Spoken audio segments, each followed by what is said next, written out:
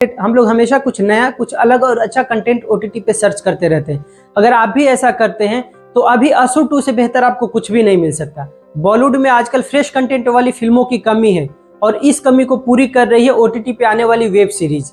असुर 2 की अगर बात की जाए तो इस सीरीज में वो सब कुछ है जिसे आप देखना चाहते हैं। सस्पेंस और थ्रिल से भरे इस सीरीज का टोटल 8 एपिसोड्स है और यकीन मानिए अगर आप फ्री हैं और सस्पेंस एंड थ्रिल वाले कंटेंट आपको पसंद है तो एक बार जब इसे आप देखना स्टार्ट करेंगे तो जब तक 8 एपिसोड्स देख नहीं लेते आप अपनी जगह से हिलेंगे भी नहीं। इस सीरीज की मैं जितनी तारीफ करूं उतना ही कम है। अगर अभी तक आप इस सीरीज को नहीं देखे हैं और देखने का प्लान बना रहे हैं तो सबसे पहले मैं आपको सजेस्ट करूंगा कि आप इसके फर्स्ट सीजन को देखिए। फर्स्ट सीजन यानी असुर को देखिए।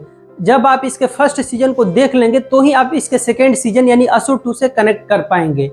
और ये दोनों ही सीजन जियो सिनेमा पे अवेलेबल है। इसकी कहानी को अगर मैं ब्रीफ में बताऊं तो यह अच्छाई और बुराई के बीच की लड़ाई की कहानी है। इसमें शुभ नाम का एक लड़का है जो अपने आप को कली मानता है और वह चाहता है कि इस पृथ्वी पर पाप इतना ज्यादा बढ़ जाए कि भगवान विष्णु को कल्कि अवतार लेकर धरती पर आने के लिए विवश होना पड़े और फिर वह पूरी दुनिया का संहार कर दे और फिर से नए सृष्टि की रचना हो। और इसके लिए शुभ लगातार अशुभ पे अशुभ काम किए जा रहे हैं। मतलब कि वो मारने के लिए ऐसे लोगों को टारगेट करता है जो अपने जीवन में कभी गलत काम करते ही नहीं और अपने इस टारगेट के बारे में वो सीबीआई को बताता है और उन्हें खुली चुनौती देता है। उन्हें खुला चैलेंज देकर बोलता है कि अगर दम है तो इन्हें बचा लो।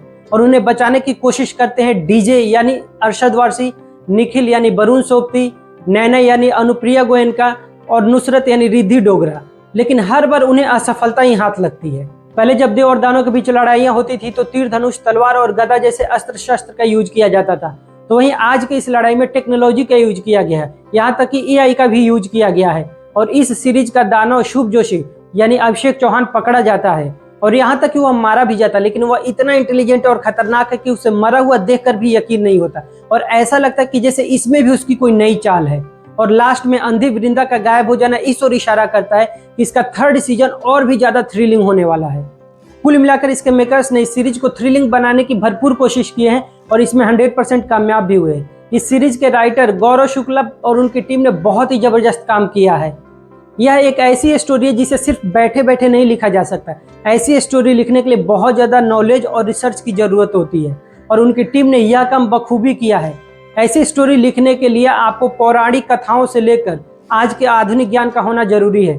उनकी टीम ने हिंदुओं के धर्म ग्रंथ पे काफी ज्यादा रिसर्च किया है, सीबीआई और एटीएफ के काम करने के स्टाइल पे रिसर्च किया है, मेडिकल टर्म पे रिसर्च किया है और साथ ही आज के टेक्नोलॉजी पे भी बहुत ज्यादा रिसर्च किया है और इन सब का यूज राइटिंग में बहुत ही सही तरीके से किया है। हालांकि कहीं कहीं स्टोरी में लूप होल्स है जिसे हम एंटरटेनमेंट के नजरिए से देखें तो इग्नोर भी कर सकते हैं।